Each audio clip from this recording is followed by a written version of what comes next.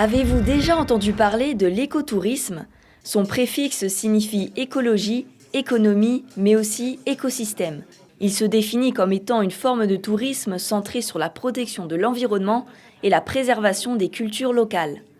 Au sein des murs du lycée François Ier de Vitry-le-François, 13 étudiants de BTS Tourisme ont organisé pour la première fois pendant 2 jours un salon autour de ce thème.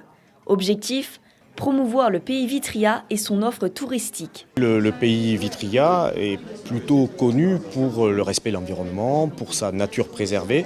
Et on voulait absolument travailler sur ses atouts, les atouts de ce territoire, et les mettre en valeur. Hébergeurs locaux insolites, producteurs, artisans, mais aussi institutions. Au total, une trentaine d'exposants ont été mis en lumière dans le salon. Je travaille au chalumeau, donc je fais des perles filées ou des perles soufflées. Voilà, ça aussi c'est soufflé au chalumeau. Sinon je fais ce qu'on appelle la technique du fusing. Donc le fusing, c'est un travail à plat à partir de verre plat ou de fil ou de poudre. Et donc après je passe mes pièces assemblées dans un four à 816 degrés pendant 14 heures.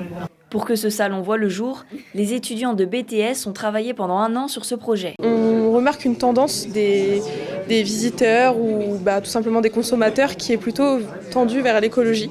Donc du coup on trouvait ça intéressant de parler de l'écologie parce que dans le pays Vitria il y a énormément de ressources écotourisme en fait. L'essentiel c'était de séparer en plusieurs pôles, donc un pôle producteurs locaux, un pôle activité touristique, un pôle hébergement. Pour eux, organiser un tel salon a permis de leur donner une approche professionnelle, de comprendre le fonctionnement du tourisme, celui des filières commerciales, du marketing et aussi de travailler en équipe avec des collaborateurs. Assez satisfait des étudiants, de leur investissement. Il faut imaginer que pendant les vacances, certains ont répondu présent. Il a fallu travailler aussi pendant leur période de stage au mois de mai, juin.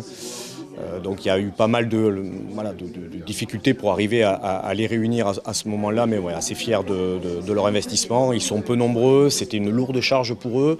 Satisfaits du déroulement de ces 2 jours, les étudiants, comme les professeurs, espèrent pouvoir renouveler l'expérience avec une seconde édition.